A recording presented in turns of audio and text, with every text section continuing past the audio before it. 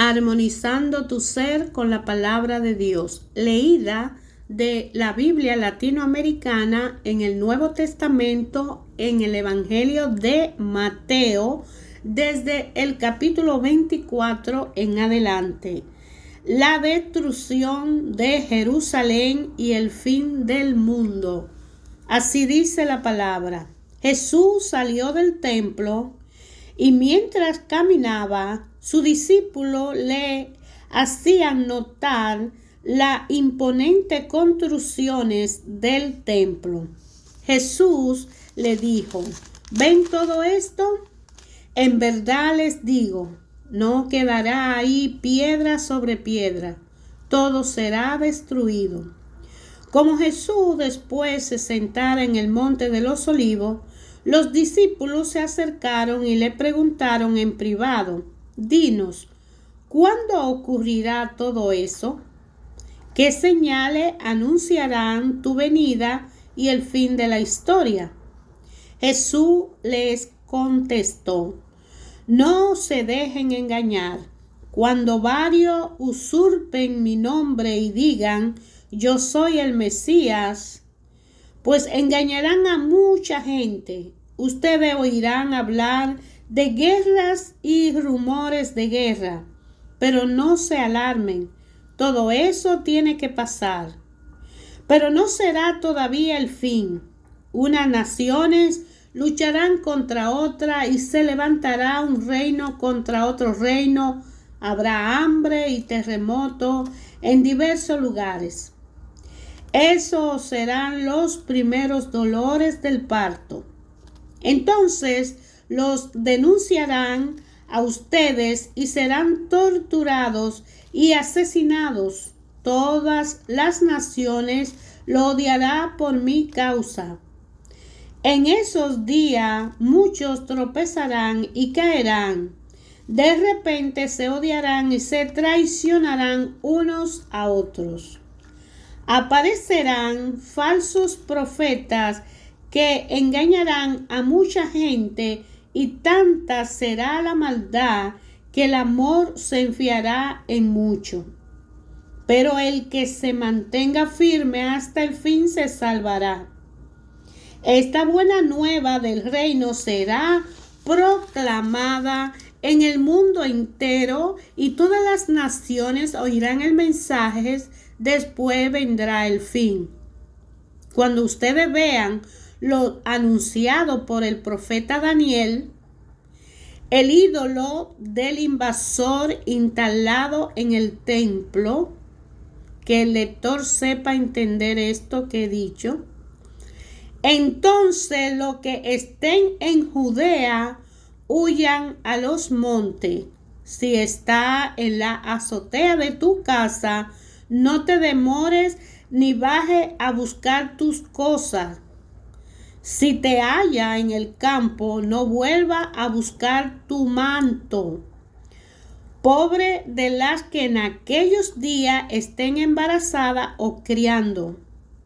Rueguen para que no les toque huir en invierno o en día sábado, porque será una prueba tan enorme como no ha habido igual desde el principio del mundo hasta ahora, ni jamás la volverá a ver. Y si ese tiempo no fuera acortado, nadie saldría con vida, pero Dios lo acortará en consideración a sus elegidos.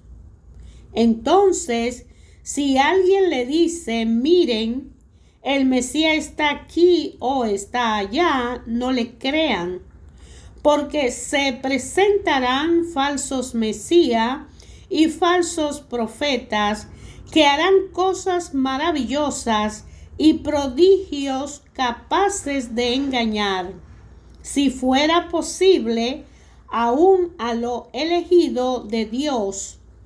Miren que yo se lo he advertido de antemano. Por tanto, si alguien le dice: está en el desierto, no vayan. Si dicen está en tal lugar retirado, no lo crean. Pues así como refulge el relámpago desde el oriente e inflama el cielo hasta el poniente, así será la venida del Hijo del Hombre. En otras palabras, donde hay un cadáver, allí se juntan los buitres. Después de esos días de angustia, el sol se oscurecerá, la luna perderá su brillo, caerán las estrellas del cielo y se bambolearán los mecanismos del universo. Entonces aparecerá en el cielo las señales del Hijo del Hombre. Mientras toda la raza de la tierra se golpearán el pecho, verán al Hijo del Hombre viniendo sobre las nubes del cielo con el poder divino y la plenitud de la gloria. Enviará a sus ángeles que tocarán las trompetas y reunirán a los elegidos de los 4 puntos cardinales, de un extremo al otro del mundo. Aprendan esta lección de la higuera. Cuando están ya tiernas sus ramas y empiezan a brotar las hojas, ustedes saben que se acerca el verano. Asimismo, cuando ustedes noten todas estas cosas que le he dicho, sepan que el tiempo ya está cerca a la puerta. En verdad les digo, no pasará esta generación hasta que sucedan todas estas cosas. Pasarán el cielo y la tierra, pero mis palabras no pasarán. Por lo que se refiere a ese día y cuando vendrá, nadie lo sabe, ni siquiera los ángeles de Dios, ni aun el Hijo, sino solamente el Padre. La venida del Hijo del Hombre recordará los tiempos de Noé. Unos pocos días antes del diluvio, la gente seguía comiendo y bebiendo y se casaban hombres y mujeres hasta el día en que Noé entró en el arca. No se dieron cuenta de nada hasta que vino el diluvio y se lo llevó a todo. Lo mismo sucederá en la venida del Hijo del Hombre. De 2 hombres que estén juntos en el campo, uno será tomado y el otro no. De 2 mujeres que estén juntas moliendo trigo, una será tomada y la otra no. Por eso estén despiertos, porque no saben en qué día vendrá su Señor. Fíjense en esto. Si un dueño de casa supiera a qué hora de la noche lo va a asaltar un ladrón, seguramente permanecería despierto para impedir el asalto a su casa. Por eso, estén también ustedes preparados, porque el Hijo del Hombre vendrá a la hora que menos esperan. Imagínense un administrador digno de confianza y capaz. Su Señor lo ha puesto al frente de sus familias y en quien él le reparte el alimento a su debido tiempo. Afortunado será este servidor si al venir su Señor lo encuentra cumpliendo su deber. En verdad les digo, su Señor lo pondrá al cuidado de todo lo que tiene. No será así con el servidor malo que piensa, mi Señor se ha retrasado, y empieza a maltratar a sus compañeros y a comer y a beber con borrachos. El patrón de ese servidor vendrá en el día que no lo espera y a la hora que menos piensa. Le quitará el puesto y lo mandará donde los hipócritas. Allí será el llorar y el rechinar de dientes. Escuchen pues lo que pasará entonces en el reino de los cielos. 10 jóvenes salieron con sus lámparas para salir al encuentro del novio. 5 de ellas eran descuidadas y las otras 5 precavidas. Las descuidadas tomaron sus lámparas como estaban, sin llevar más aceite consigo. Las precavidas, en cambio, junto con las lámparas, llevaron sus botellas de aceite.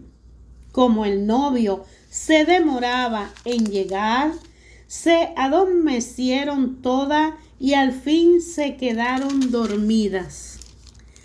A medianoche se oyó un grito: viene el novio, salgan a su encuentro. Todas las jóvenes se despertaron y prepararon sus lámparas. Entonces las descuidadas dijeron a las precavidas: dennos un poco de aceite, porque nuestras lámparas se están apagando. Las precavidas dijeron: no habríamos bastante para ustedes y para nosotras. Vayan mejor a donde lo venden y compren para ustedes. Mientras fueron a comprar el aceite, llegó el novio. Las que estaban listas entraron con él a la fiesta de la boda y se cerró la puerta. Más tarde llegaron las otras jóvenes y llamaron: Señor, Señor, ábrenos. Pero él respondió: en verdad se los digo, no las conozco. Por tanto, estén despiertos, porque no saben el día ni la hora. Escuchen también esto. Un hombre estaba a punto de partir a tierra lejana y reunió a sus servidores para confiarle todas sus pertenencias.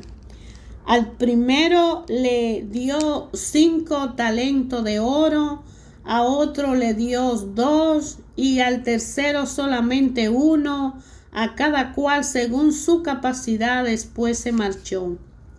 El que recibió 5 talentos negoció enseguida con el dinero y ganó otros 5.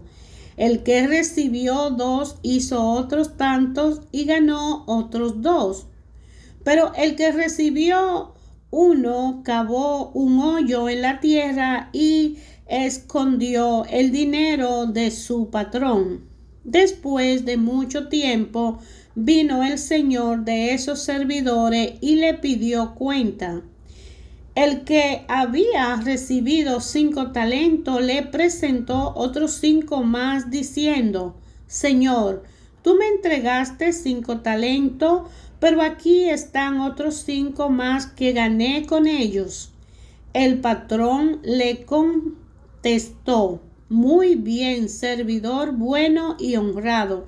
Ya que has sido fiel en lo poco, yo te voy a confiar mucho más. Ven a compartir la alegría de tu patrón. Vino después el que recibió 2 y dijo: Señor, tú me entregaste 2 talentos, pero aquí tiene otros 2 más que gané con ellos. El patrón le dijo: muy bien, servidor bueno y honrado. Ya que has sido fiel en lo poco, yo te confiaré mucho más. Ven a compartir la alegría de tu patrón.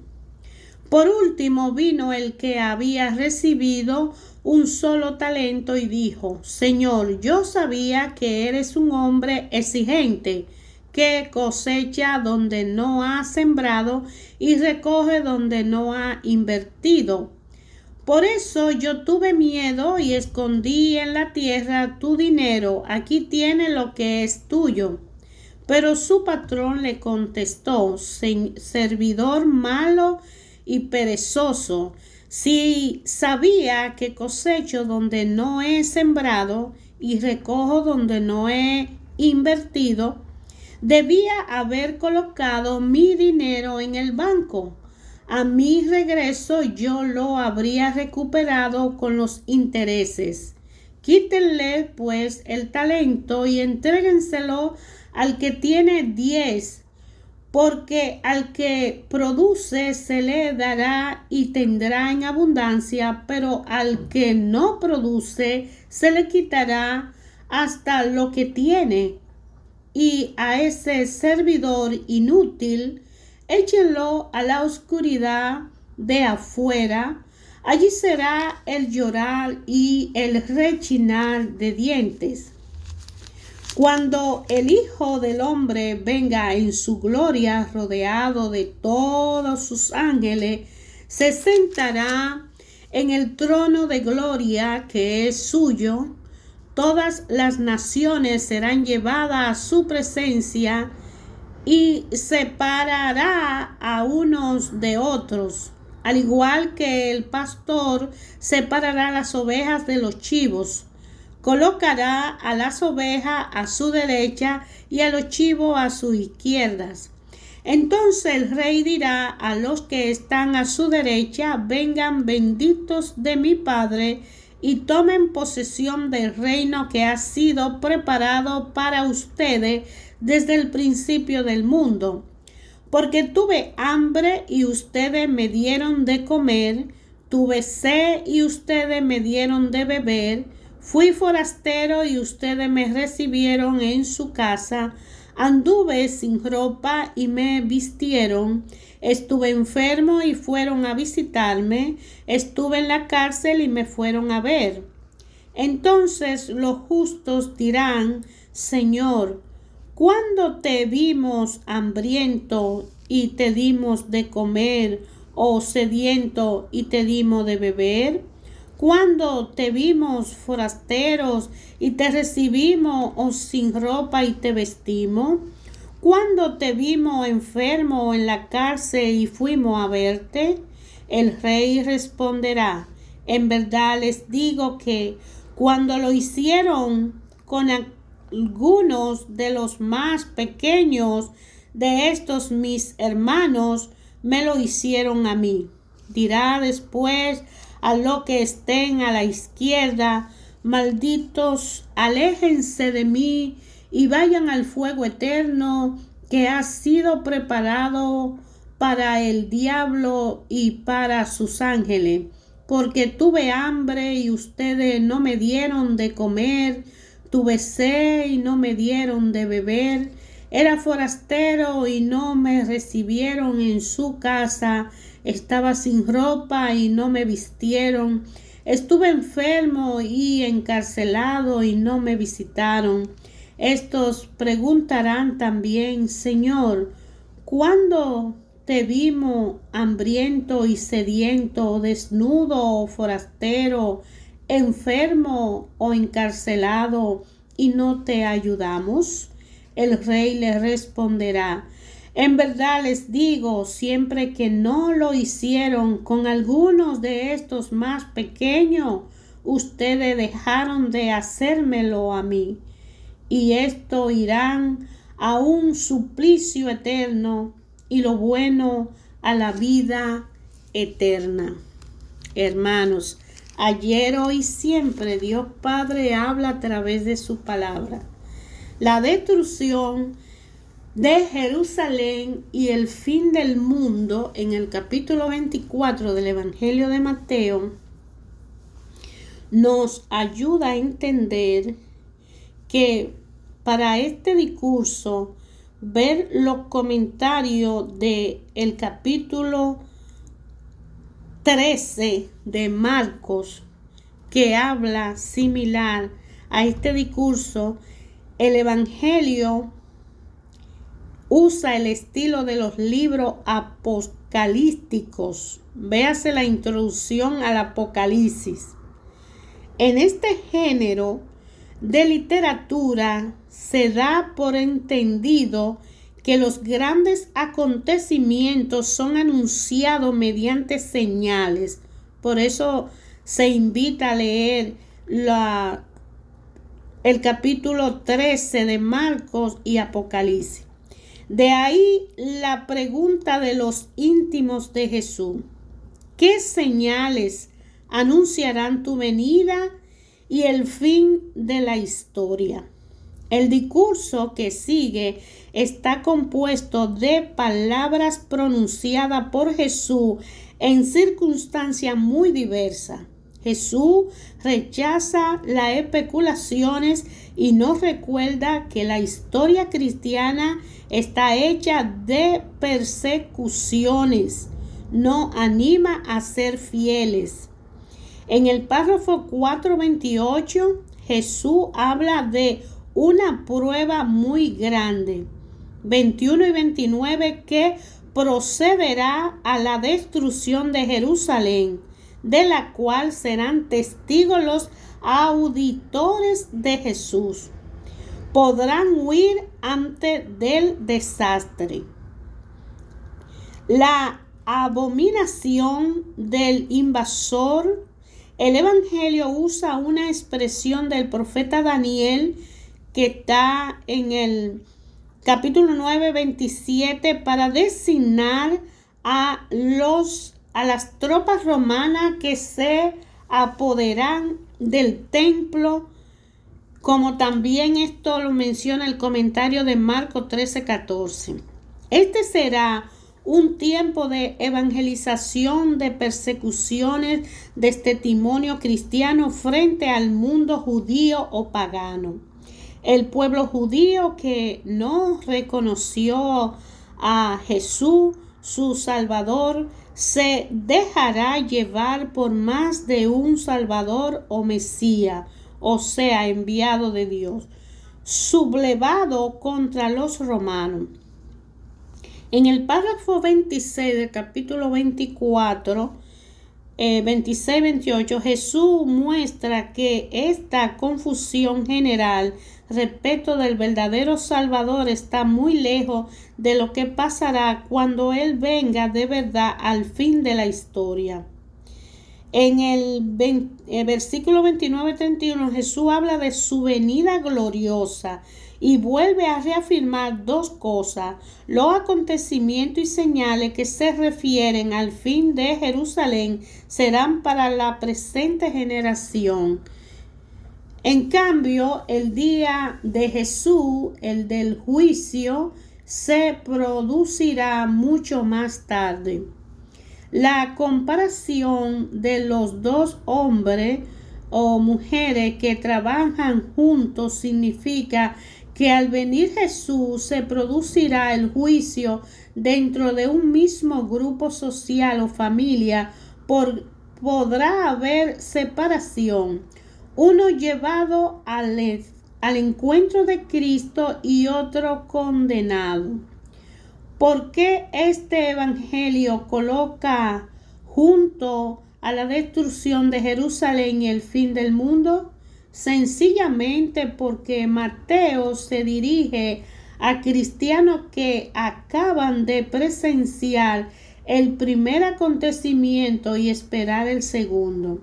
Y ese es el momento en que se esboza la visión cristiana de la historia en sus dos grandes etapas. Primero están los tiempos del Antiguo Testamento o de la Antigua Alianza.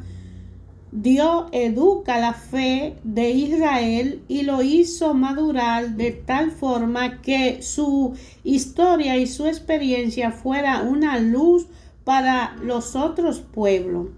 Al final de dicha etapa vino Jesús en medio de una crisis nacional para ayudar a su pueblo a que diera un paso decisivo, y le dijo claramente: crean o perezcan. Solo una minoría creyó y sobre la nación estalló la cólera, como dice el Evangelio de Lucas también en el capítulo 21-23. Entonces empezaron los tiempos del Nuevo Testamento y el mensaje fue llevado a las otras naciones. Ese es el tiempo en que la iglesia se hace educadora de todos los pueblos, que deben madurar como pueblo y como cristiano. La Biblia da a entender que todo esto desembocará en una crisis universal, esta vez en la que el Evangelio será más de actualidad que nunca, crean o perezcan. Es la frase de consideración aquí, y es entonces cuando terminarán a la vez el Nuevo Testamento y la historia de la humanidad. De manera que el capítulo 24 nos está hablando de la destrucción de Jerusalén y el fin del mundo, dos eventos similares, pero que uno les va a dar paso al segundo. En el capítulo 25 nos habla de la parábola de las 10 jóvenes. Las 3 parábolas que siguen nos dicen que tenemos que esperar la venida de Cristo despierto y activo en relación aquí con las 10 jóvenes. La primera parábola, la parábola de las 10 vírgenes, como dice el texto griego, es la parábola más bella sobre la fidelidad. Las 10, según la costumbre, esperaban de noche al novio para llevarlo a la casa de la novia. El novio tarda en llegar, lo que no debería extrañar a nadie. Pero de la esposa no se habla. A lo mejor la muchacha descubrirán al final que las esposas no es otra que ella misma. Se quedaron dormidas. Una vez que se pone el sol, todo es negro y no se puede ver nada. Lo que se espera pues de ella no es trabajo, sino fidelidad de corazón. Necesitarán aceite para mantener la lámpara encendida. Aquí, como en muchos otros lugares, el Evangelio nos muestra que no todo está hecho con la conversión y el primer entusiasmo. Hay que durar. Asegurarse una reserva de aceite es conseguirse los medios que permitirán perseverar en nuestra vocación, el aumento de la confianza y la fe, y otros más. Algunos dirán que Mateo puso aquí esta parábola a propósito de los primeros cristianos que después de haber aguardado el regreso de Cristo veían que nada pasaba. Pero es un error. Jesús se dirige a los creyentes de todos los tiempos para quienes uno y otro día la fidelidad se hace pesada. No tenía idea entonces a qué me comprometía. De manera que muchos somos desesperados y no aguantamos a ver la prueba que Dios hará para demostrarnos su fidelidad, su amor y su misericordia a cada uno de nosotros. Allí está justamente la grandeza de la fidelidad. No se puede saber de antemano. Entregar a mano de Dios es dar un salto en lo desconocido. No hay otro camino fuera de la perseverancia para salvarse. Mateo 24:3. Es decir, para encontrarse a sí mismo. No porque somos cristianos somos mejores que los demás, sino que el Señor nos ha llamado para una misión especial. A lo que escoge, Dios le pide antes que nada fidelidad, perseverancia y fe. Ambas cosas muy escasas en este mundo, la fidelidad y la perseverancia, y es con ella que nosotros somos luz. También en la parábola de los talentos vamos a darnos cuenta que en tiempo de Jesús el talento equivalía a unos 35 kilos de metal precioso, Pero en esta parábola Jesús se sirvió de los talentos para figurar las capacidades que Dios distribuye a cada uno, y se ha conservado el sentido nuevo de la palabra. Siervo bueno y fiel, ¿verdad? Mejor sería traducir por con quién se puede contar.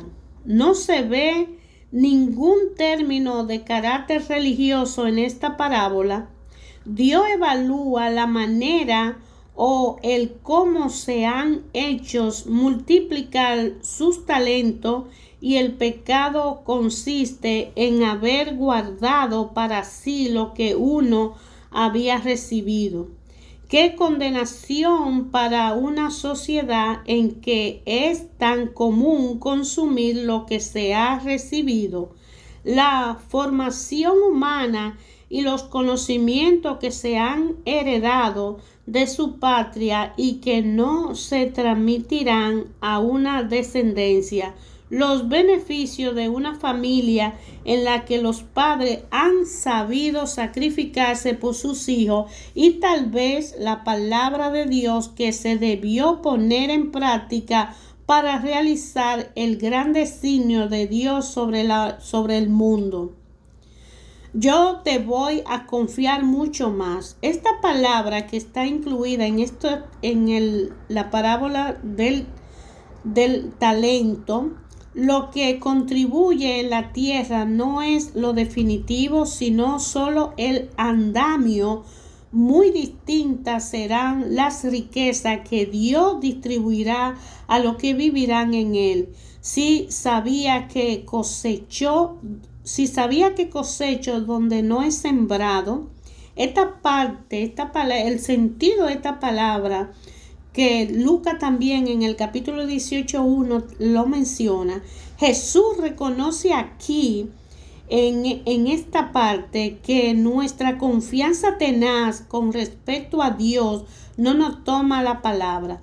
Si no aspiramos al puesto que el esposo tiene reservado para la esposa, tratemos al menos de no ser servidores buenos para nada.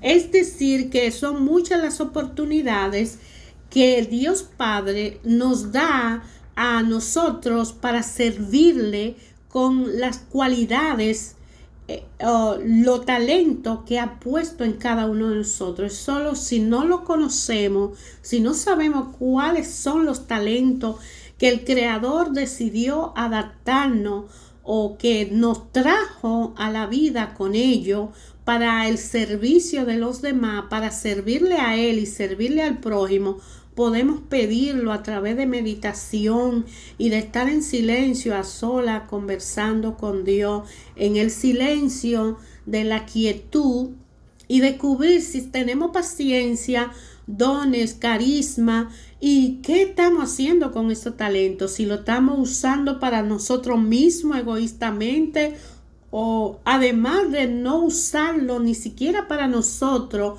lo hemos sepultado. Por eso se le quita esos dones a quienes no lo usan y a quienes lo guardan, y se le da a aquellos que están desarrollando y poniendo en práctica lo poco que tienen o lo mucho. Por eso al que más tiene, más se le dará. Y eso quiere decir que si somos dotados de alegría y somos personas alegres, pues debemos darle una sonrisa a nosotros mismos y darle una sonrisa a toda la persona con la que nosotros interactuemos. Porque de alguna forma ese don lo tenemos y hay que darlo. No podemos solo quedárnoslos. Y si tenemos dinero o tenemos el mundo material, compartir con el mundo material, con aquellos que menos tienen, y ponerlo en práctica, hacer que se produzca, enseñar con nuestro gesto que hay que dar para poder recibir. Por eso es que al que más tiene, más le da, pero hay que ser respetuoso con el Dios, porque Dios te pone en las manos responsabilidades donde el talento que tú posees lo debes poner en práctica y hacerlo cumplir para cuando llegue el momento en que Él se presente a ti y te pida cuenta de lo que Él te puso y en lo que Él te puso a hacer, cómo lo hiciste y qué hiciste con ello y a dónde está la parte buena, a dónde está la parte mala. Él te va a evaluar y va a tomar en consideración